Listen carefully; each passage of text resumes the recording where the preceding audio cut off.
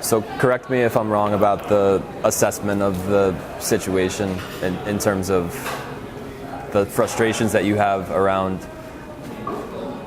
It seems like mostly the inability to get yourself to play the higher limit that you know you should shoot consistently.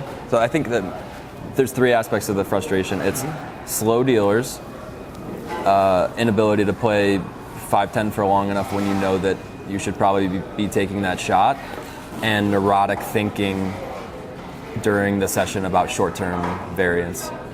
So those three things are, I think, connected to a deeper core belief, but I think we need to dismantle them one at a time to see. I want to work with them one at a time and look at them from two levels. We need to make sure that you understand the structural, scientific part of why you shouldn't worry about that thing. And if you get that part and it still frustrates you, then we know that there's a deeper success barrier. Okay. So here's an example. You seem to have played a lot of hours, like you're seasoned as so if I asked you, does your logical mind, does your conscious mind comprehend that variance is a fair element of the game that will press out over time? I think from reading what you said, like your answer to that is clearly yes. But if you have neurotic short-term thinking going on in each session, it indicates that you still perceive some benefit in that line of thought, which almost always points to a subconscious success barrier belief. Like you get that variance is a thing, yet you still track the session really closely and criticize yourself for like, I'm up 2,000, I could have done this different. Things that aren't actually a big deal in the macro, you're still spending energy on that thinking. So there's a clear contradiction there. Is it fair to say, if this helps you, I think I could describe to someone how variance works. Yes. I just don't internalize it in the heat of the battle. You're not operating your performance mind isn't operating in a way that seems to comprehend it. That's what I would say. Belief system that I think is better, that you're saying I think is better, is not on a conscious level, right? Like that's the thing that's holding you back mid-session. The thing that's causing you to neurotically track the session, self-criticize, and follow the short term in a very contrived way is being operated by a subconscious belief that we need to find and uproot. Okay. Because you understand consciously the model of variance, sure, and you've been around long enough to know that. So, Gabe, can I get a straw, bro? So that's what's really fascinating to me, is that if you continue to try to solve the problem at the surface level, all you're going to do is reinforce the subconscious belief. That's why so many people are spinning wheels. And it's why I got fascinated with this type of work, because the first time I really hit a blind spot and I discovered what that feels like, and then I kind of played with it and uprooted it, I was like, this is so much more efficient than other ways of trying to work on problems. Awesome. So let's talk about what is the perceived benefit. Let's pick one specific thing, which is the session's not going well. There's been some variance during the session, and maybe you could have done some things differently. Maybe you even made a couple mistakes that you're conscious of. Your conscious mind knows that in the long term, that's a blip on the radar of variance. But your subconscious mind is for some reason perceiving benefit in engaging this neurotic thought that wastes energy at the table and ultimately will cloud decision making. That's why we want to get rid of it. You cannot be in a neurotic pattern of thinking during a session and expect to play your best. Right. So that's really why we're trying to get rid of it. Not even just because it's annoying to have voices in your head, but because it will affect performance if you're not thinking from a clear place. So what is the deeper rooted belief that continues to make you think that you need to play that dialogue out in the short-term session, even though you know the long-term is going to work out? And you're not supposed to just think of this automatically, but we can play with this. Like, let's start by assuming it will benefit the conversation if we assume that there is a hidden sense of benefit that you see in this neurotic self-criticism or tracking of the micro session? I'll go first because I had this and I still deal with it. For me, it often comes down to feeling as though there's not enough time to realize my edge. I get very frustrated, especially in live poker, because it's just very slow. And I know that I have edge, and I want to realize my edge, but it doesn't seem like reality is moving fast enough, and if something goes wrong, it's like, well, now it's going to take me this much longer to recover. As an online player, it's like very difficult to play live poker for this reason, but my whole career felt like I was sort of white-knuckling against time. Like, I know that I'm better than my results, and I can't get time to move faster. And because I am in resistance to time, it ends up making me play worse, which becomes a self-fulfilling prophecy. I used a 16 table before Black Friday, so I can relate to that also. But even not having ever played online, that urgency of live, it's still just maddening. Like, the urgency that surfaces from live. 10 years of limit hold'em to like switching to no limit, and the fact that limit or that no limit year after year becomes slower and slower as people are tanking and tanking, like the game itself gets slower. But that's all agreed that that's all external. Like the internal issue is that urgency and that sense of time. Like that's pretty clearly a pretty big hurdle for me and probably everyone. Okay. So I'm on board. The three aspects that I think are interesting are that there's a very clear connection between tracking session variance in a frustrated, urgent way and having an issue with dealers who are sloppy. Like those two I see are connected. Okay. And what I think they may trace back to is a deep-rooted frustration that you don't have control over how fast this process goes or how fast you can earn because there are external things that are not working with you. It's not supporting you. Mm-hmm. The dealer's not supporting you. The variance isn't supporting you. So first of all, we need to assess whether or not that's actually true. Is the model fair? Well, we know variance is fair over large periods of time. I don't think our conscious mind has a problem with that. Right. The dealers, it's not fun to play with a bad dealer, but at the same time, it's not exactly causing you a disadvantage. Everybody at the table is dealing with it. It's equal and it is what it is, and It's not going to change. Like that's something that I battle with as well. I mean, if every day and every year the dealers aren't as good as you want them to be, I mean, at some point that's a me thing. So here's where it gets interesting. The frustration around these aspects, these external things that we don't have control over, that frustration is actually, at the deepest level, usually a self-judgment. For me, I did a lot of work with the guilt that I had around not being able to gain more control over the things that I thought were stopping me from being successful. So it was like, it began with frustration, where I would observe things that seemed like they were hindering my progress.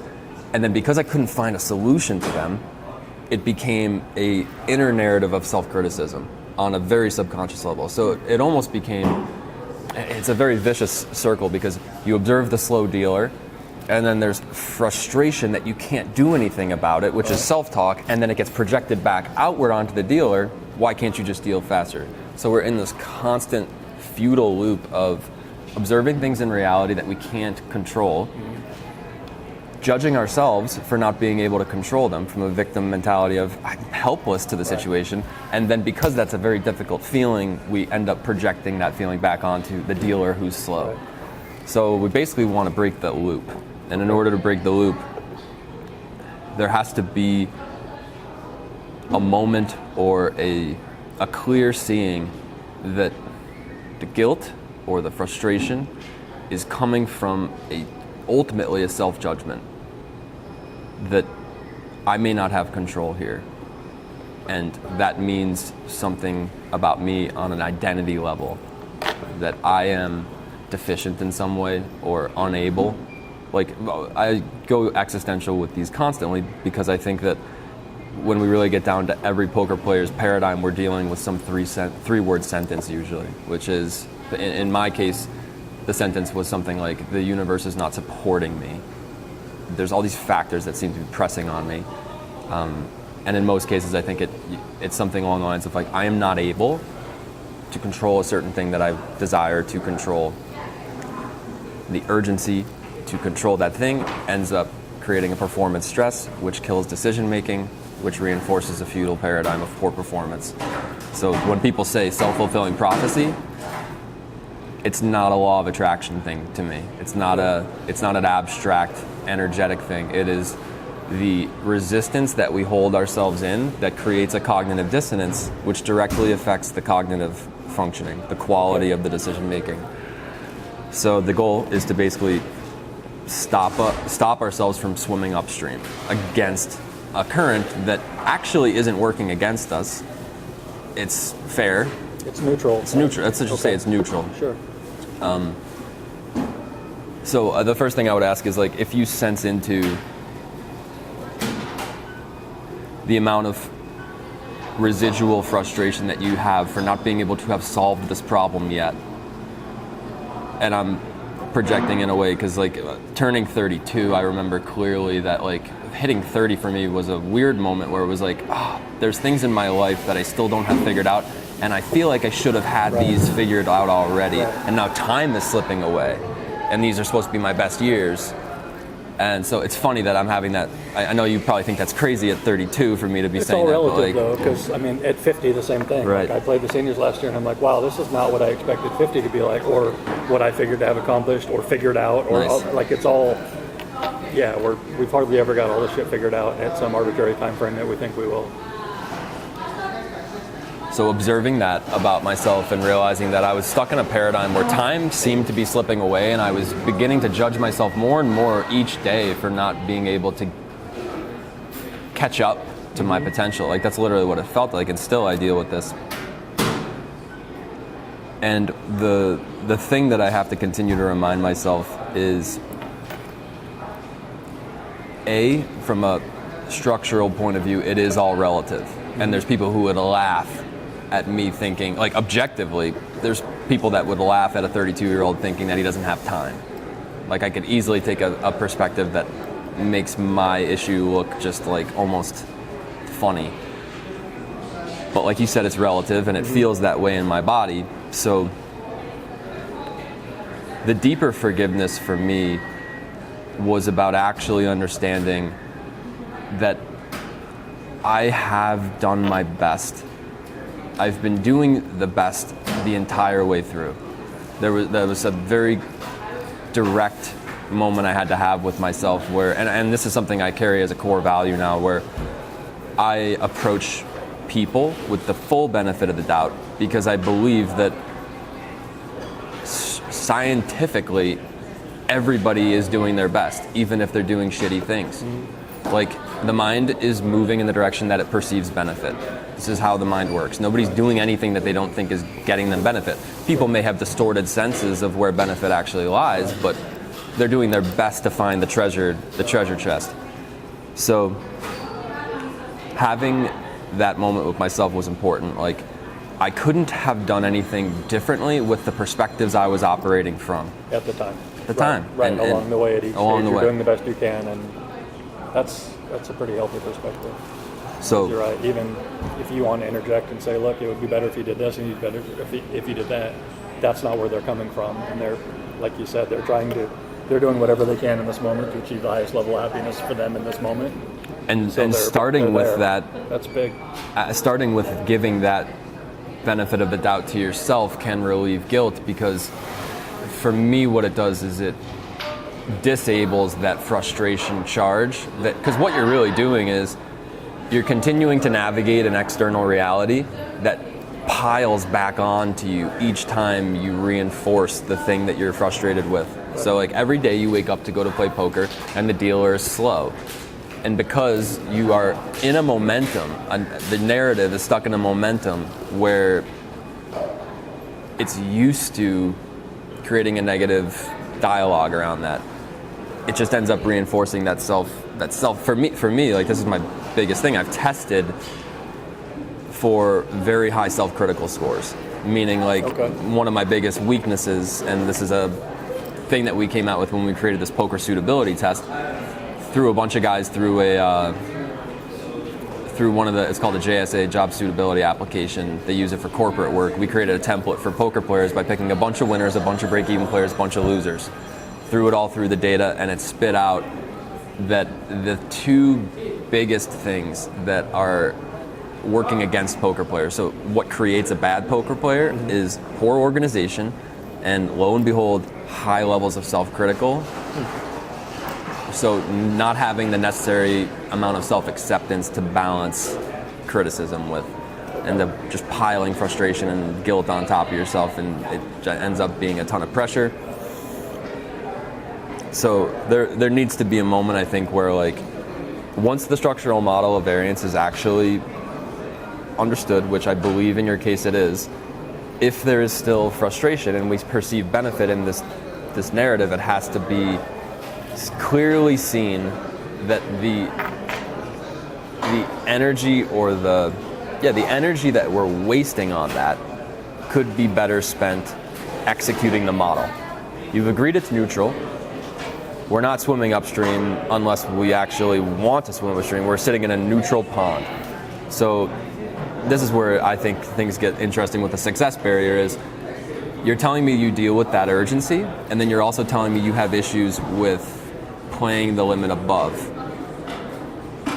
and playing it consistently without wanting to rack up and move back down. Yes. Okay. So issues moving back and forth. Yeah. So here's a sentence that I love that usually sparks some clear introspection. How is that pattern, how are you using that pattern as an excuse not to perform? Because if you understand that all that is necessary is you navigate variance with consistency by treating it as a neutral event, and you are confident in your edge because you're a long-term winner, then if you were a robot, like if we took emotion completely out of it, everything's good on paper. Right. We just need to show up and play. Right. But something's clearly getting lost in translation in the performance arena. So how is the narrative that convinces you not to take the shots that you should take or not to sit there and play the volume consistently that you should play?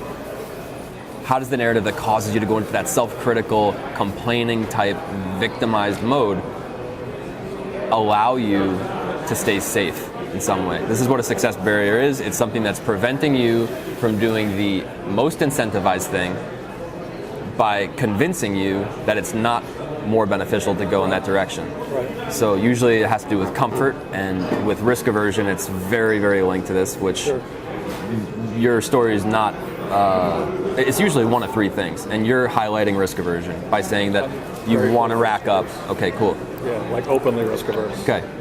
So can you see that if you allow yourself to give credibility to a narrative that sounds like maybe I should rack up, stand up, maybe I should preserve the win, can you see that ultimately the reason that your mind perceives benefit in continuing to think like that is it gives you an excuse not to have to go through that threshold? If you believe that that's true, if you believe it's more beneficial for you to rack up, even though you've mapped out the model and like clearly you should be taking these shots, you have the win rate, and all you need to do is play the hands, then the reason that you're not going through that threshold is because you perceive more benefit in avoiding whatever barrier or shock. Like literally, your mind probably perceives it as some sort of force field there. Like that's how I perceive these success barriers, or at least it's largely irrational. But in the mind, it seems like something could happen if you stayed at 5-10 and just played the rest of that session that would be much more painful than you never moving up from 2-5. Right. Like, and it's totally irrational. That's a silly thing. Like we can talk about it here and put it on the table, and it's like, wow, that does not make any sense. But the mind isn't good at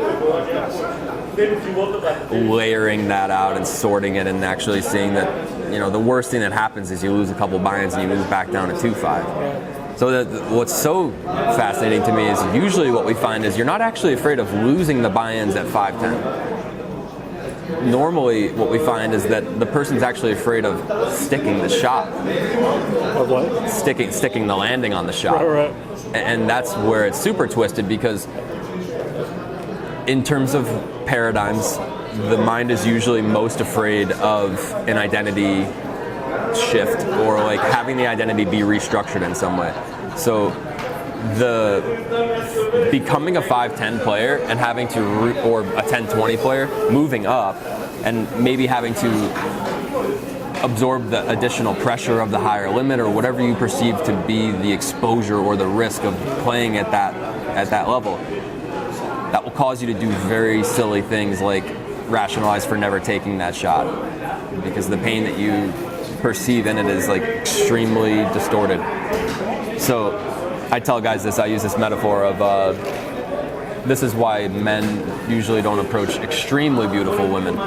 It's because you think it's that you're afraid of her rejecting you straight off the open, but if you've ever gotten a chance with a beautiful woman, if she stops and says, okay, what do you got? And that's when the real gold happens. Like, holy shit. Right. And so that's very much what goes on with these shot-taking, risk-averse paradigms in poker, is like, we think we're afraid of the initial shock of losing, of missing the shot, of getting beat back down, but really what we're afraid of is the unknown pressures that we perceive in our reality reorganizing and being a high-stakes player now. Right. Of not trying and moving back, of trying and staying there. So let's investigate that. Like, what does that look like to you? I don't know what your goals are in terms of moving up, but like, you know, let's say you're like everybody else and you would love to play 10-20 at Aria, or, you know, be able to dabble in these soft games whenever and have a bankroll for it and feel comfortable. What is it that when you sense into that,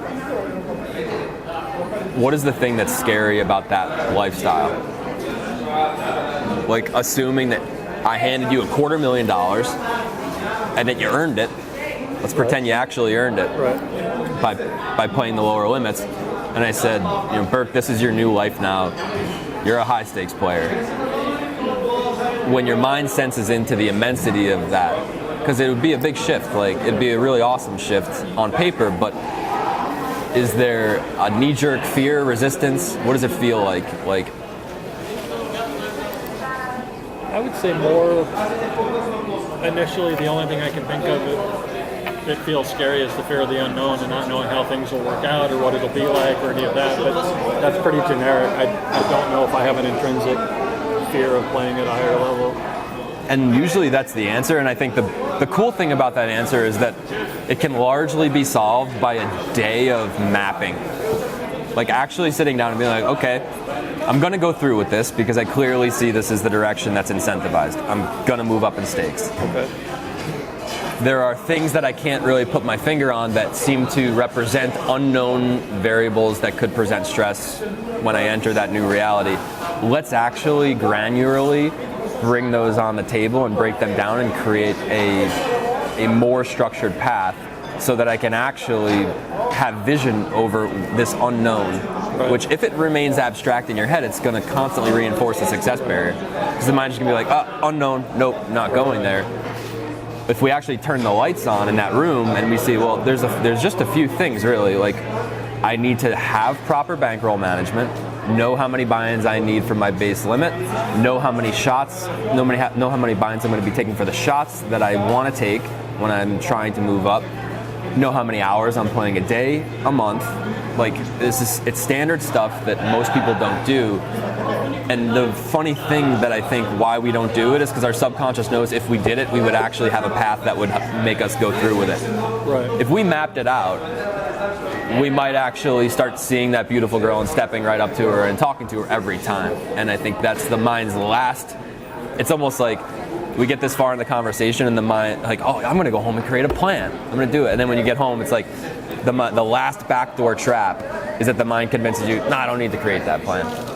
And then we're back in the same loop where we're fearing the unknown and constantly in resistance to... If you make the plan, you have to do the thing. And if you're scared to do the thing, you won't make the plan. Try and avoid making the plan. Sure. Vicious loops. Like, these are vicious loops, man. The thing that makes my situation, I don't want to say more embarrassing because I don't, but more difficult for me to understand is that I'm actually staked. So it's not even a number of buy-in thing, and 5-10 isn't even a shot-taking thing. Like, I've had the green light for 5-10 for 2 years, and I've played maybe a third of my hours of that.